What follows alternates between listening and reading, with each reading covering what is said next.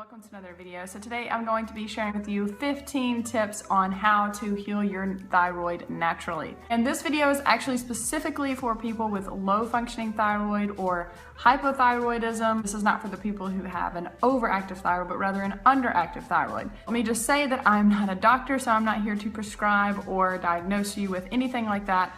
These are just some natural, non-invasive ways that you can check out, you can try, you can implement into your life to see if it helps with your issue at all. I personally have suffered from hypothyroidism in the past, and by doing a mixture and combination of all of these things, I have been able to naturally fix my thyroid. This is not a guaranteed cure-all or anything like this, although there are many people out there who have adopted one or many of these different things, and they have literally healed themselves of hypothyroidism.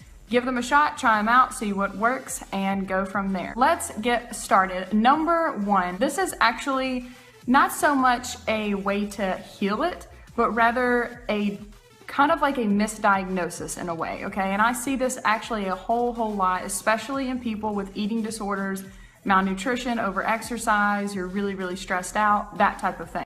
What you don't understand is that just because your thyroid might be lower doesn't necessarily mean you have hypothyroidism, like the kind most people have when they really deal with this.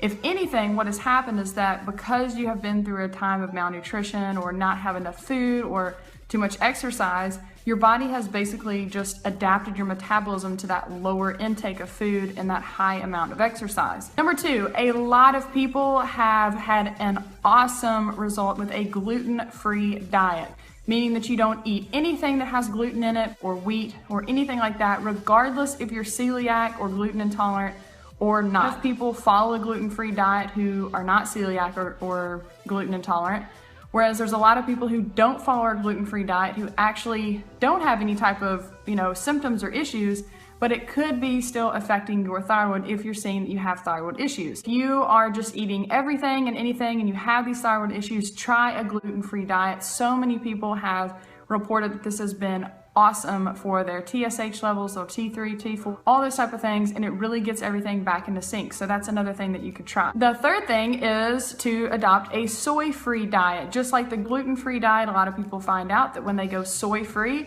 it really helps their thyroid health a lot. So many people are ingesting soy in such large amounts, and a lot of people don't even realize it. Soy is almost in every single packaged or processed food out there, and it sneaks in different ways. Look on the ingredient label down at the very bottom where it says allergens, and if it says soy, I would pass on that if you want to give the soy-free diet a try. Fourth thing is to adopt a dairy-free diet. Obviously, this would be anything like yogurt, milk, cheese, anything that comes from a cow or a goat or a sheep or another animal in a dairy type of format, milk format, don't eat it. The fourth diet change you could make, and actually this is pretty miraculous. There's a lot of people out there who say that they completely healed their hypothyroidism or even Hashimoto's by adopting a raw vegan fruit-based diet. You can basically just Google this and see for yourself, but there's a lot of people out there who literally just go on a fruit-based diet. It's very high in fruit and vegetables, a little bit of nuts and seeds. It's a high-carb, lower-fat, raw vegan diet.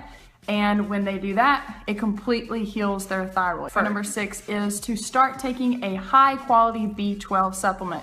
Whether you are vegan or not, taking a B12 supplement will do wonders for your body and your thyroid as well. You can even go and get injections if you want to on a monthly basis, or you can get the pills that they're sublinguals that you put underneath your tongue and that they dissolve.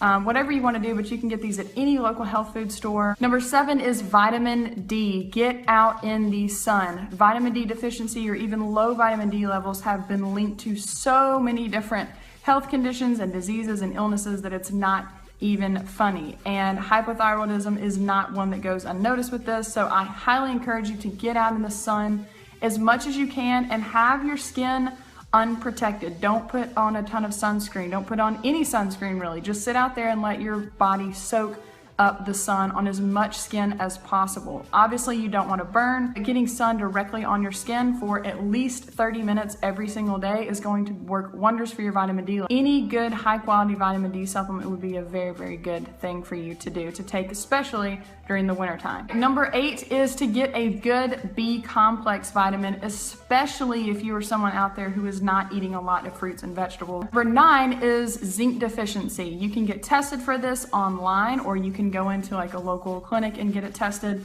But zinc deficiency has been related and linked to hypothyroidism over and over and over again. And so to correct this from a dietary perspective, you could easily just eat a lot of foods that have zinc, such as pumpkin seeds, lentils, any type of legume has a lot of zinc. Other nuts and seeds have a lot of zinc. Number 10 is iodine. Okay, so this is one that you want to be very careful with, because there are some people out there who have done iodine for their hypothyroidism and it has literally just cured them, and there's other people who have done it and has literally ruined their life. So I would just encourage you to eat some sea vegetables, but even with that, I would still be cautious. Sea vegetables would be like nori or kelp or dulse, things like that that you can get at like Whole Foods, or you can order them online as well. But remember, you want to be very, very careful when it comes to the iodine thing. Next up is selenium. Selenium is highly linked to hypothyroidism and actually improving your thyroid function over time. And selenium is super easy to get. All you have to do is just take one Brazil nut every single day. You can blend it in a smoothie, you can chop it up and put it on your oatmeal, you can just eat it straight. It doesn't matter, but just one Brazil nut contains your full 100% recommended daily allowance of selenium. Number 12 is all about your personal care products.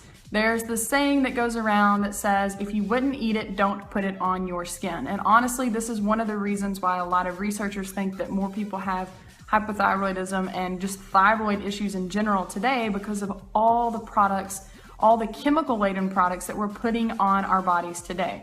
So your skin is your biggest organ. Anytime you put something on your skin, it is soaking into your body and getting in your bloodstream and eventually making its way to your hormones. Number 12 is chlorine and fluoride. This is huge when it comes to thyroid health. These things would be getting into your body through your drinking water, your ice maker, your shower head, you're taking a bath, those type of things. Like swimming pools have tons of chemicals and toxins in them that are just seeping into your skin as well. All right, number 13 is radiation. If you are somebody who has gone through tons of x-rays, even going to get your teeth are x-rayed at the dentist, I highly encourage you to stop getting things x-rayed unless they're able to use some type of shield that goes over your thyroid. Likewise, getting things out of your house, such as not being around the microwave all the time, moving your cell phone and your computer out of the bedroom, especially when you're sleeping at night, turning them on airplane mode. All of those type of things can really help to lessen the radiation that's going on in your home on a daily basis. Number 14 is yoga poses. There are certain yoga poses that are actually said to stimulate your thyroid, but these are like inversion poses such as wheel or bridge or shoulder stand. Those different things where you're kind of bending over and your neck is moving and you're kind of upside down, those help to stimulate the thyroid in a very healthy way. Number 15, and honestly the most important of all of these, is stress. Stress is the absolute worst thing for your thyroid, not only your thyroid, but also every single other hormone in your body. Stress is the number one disruptor for hormones. Fix the stress, de-stress, get away from that completely. Focus on loving yourself, focus on slowing down, reprioritize your life, downsize, get everything out of your life that doesn't need to be there, and get back to just being peaceful and slow down. Stress is the number one thing. I cannot stress that enough. So again, I hope this is helpful. I hope you guys have an awesome day, and I'll see you next time. Bye.